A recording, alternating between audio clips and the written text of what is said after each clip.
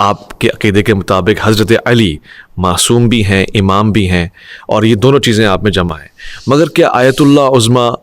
Khomeini معصوم نہیں ہے، امام ہے، من جانب اللہ کیوں نہیں ہے، جبکہ اوپر سے ہر چیز وہاں سے آ رہی ہے؟ جب آپ دیکھیں نا رسول اللہ صلی اللہ علیہ وسلم کا نام قرآن میں ہے اور اللہ کی طرف سے بائی نیم کہ یہ اللہ کے منتخب نبی ہیں، یہ ہے، لیکن علی علیہ السلام کا نام تو قرآن میں نہیں ہے، لیکن وہ ہے اللہ کی طرف سے، کیونکہ من کن تو مولا ہے، من کن تو مولا ہے، یعنی نبی علیہ السلام نے اعلان کیا ہے اللہ کے حکم پر، صحیح ہے، اس اللہ کے مطابق، اللہ کے فرمان کے مطابق یہ جو نامزدگی ہوئی ہے یہ اللہ کی طرف سے ہے، ٹھیک ہے۔ اب اگر علی علیہ السلام مالک اشتر کو کوفہ کا حاکم مقرر کر دیتے ہیں پھر تو ہو جائے گا، تو پھر یہ مالک اشتر کس درجے میں چلے جائیں گے؟ یہ بھی اللہ کی طرف سے ہیں یا نہیں ہے؟ پھر ہو جائیں گے۔ تو اب جو امام ہے اس کا منصوب یعنی من الامام تو ہونا لازمی ہے۔ رسول اللہ کو اللہ نے نامزد کر دیا، رسول اللہ نے علی علیہ السلام کو نامزد کر دیا، علی علیہ السلام نے مالک اشتر کو نامزد کر دیا، ٹھیک ہے، کلیئر ہے، واضح۔ تو یہی اب آپ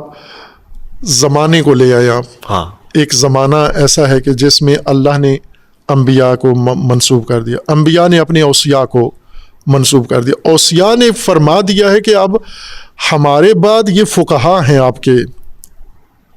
نہیں، اس میں وہ منسوب جیسے مالک اشتر نام سے ہو رہے تھے،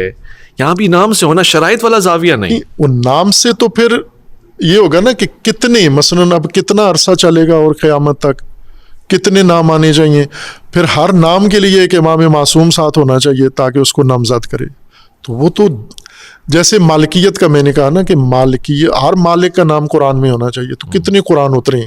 پھر تو یہ نہیں ہو کہ خود ساختہ لوگ دعوے دار ہو جائیں گے، ہر بندہ امام ہو سکتا ہے، یہ ہو سکتا ہے، لیکن یہ اس صورت میں ہے کہ اگر آپ وہ ضابطے اللہ کے ان میں ڈنڈی ماریں پھر ہو سکتا ہے، لیکن اگر ان ضابطوں کی حفاظت کریں، جیسا کہ اللہ کا فرمان ہے کہ ان کو نہیں چھیڑنا،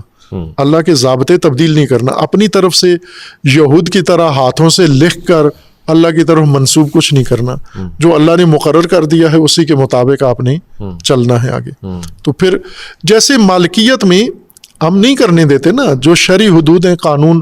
مثلا کوشش کرتے ہیں لوگ قانونی ضابطوں کے خلاف قبضے کرتے ہیں، لیکن بالآخر قانون کسی جگہ آ کر ان کے قبضے کو چیلنج کر دیتا ہے، تو یہ قانونی مالکیت نہیں ہوتی، شرعی مالکیت نہیں ہوتی،